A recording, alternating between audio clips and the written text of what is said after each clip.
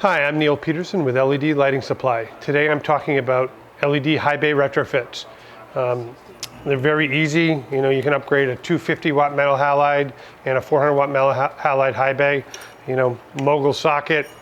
We have different wattages. Basically, you open up the fixture, you remove the ballast, you remove the bulb, and then you screw this baby in, and you get light. I mean, they work pretty good. The real thing, what we found in the technology today, that actually a new high bay in many cases is the same price or even less expensive.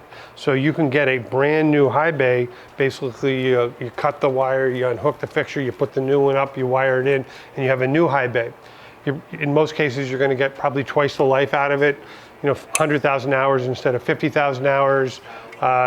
Same warranty, and the light in most cases will be much better with a new fixture.